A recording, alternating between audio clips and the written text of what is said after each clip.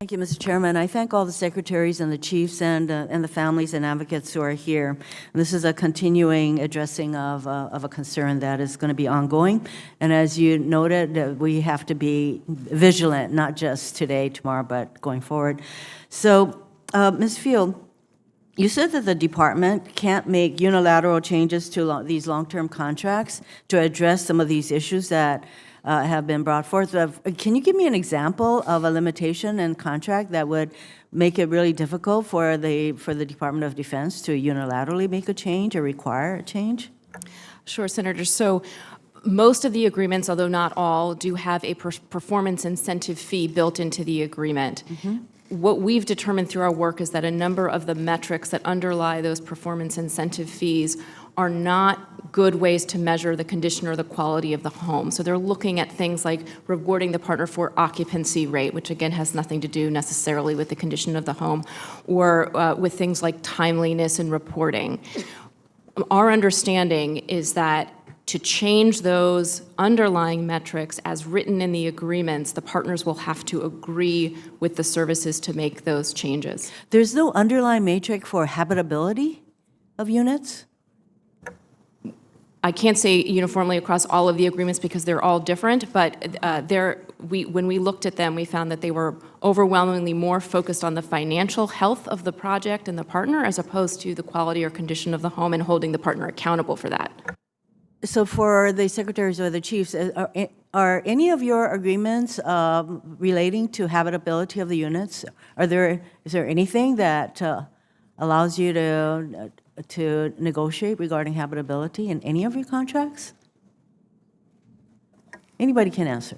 Okay, Senator, the metrics, the incentive award fees that referenced, they were not the uniform across all of the installations. First off, second, with respect to the question you asked, I don't know if it's on any of the installations if we have that today. But as I mentioned in my opening statement, we are changing the incentive award structure and starting that on January 1st. So you're able to change the incentive structure by focusing on habitability, even if somehow there's not reference to that in your long-term contract? We have to. We've gone back to the partners and we're changing the incentive award fees. We had to go back to the partners to do that. And are your partners cooperating with changing the matrix?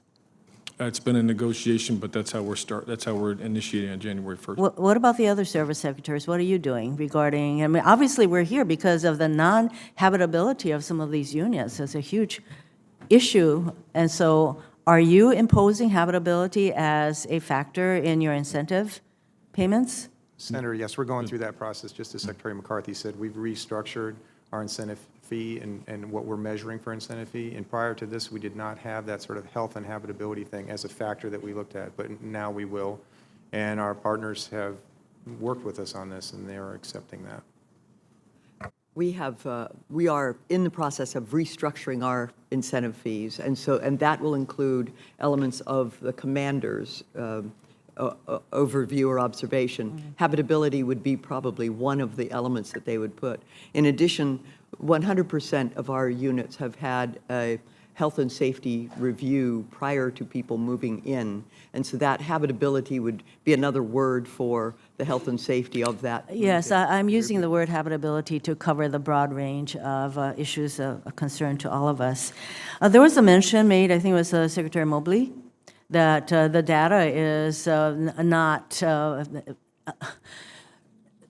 the data is inputted in such a way that it's really not terribly helpful in terms of what's actually going on. So what are you all doing to make sure that there's for one thing, shouldn't all of the contracts, these housing contracts, be the same in terms of the terms of the contract across the services? This is something, Ms. Field, can you answer yes or no on that one? Well, because they were entered into at different times and by different services, they created them with different terms and different levels of accountability built into them. Yeah, that's a problem, but okay, be that as it may. What about the data, the insufficiency of the data?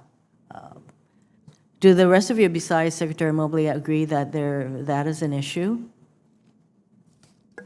Anybody? Of course, Senator, we've addressed that at the quarterly discussions, and that process is starting to improve.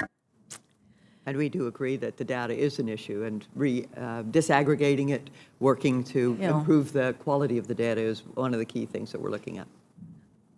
May I ask just one more follow-up question with Secretary McCarthy? So the condition of the housing that you went to see with Senator Kane, very clearly that if they're putting back molding that should never have been put back, that sounds like fraud to me. So you had testified that you did not refer any matter for prosecution. Is this the kind of thing that you are considering sending on for prosecution?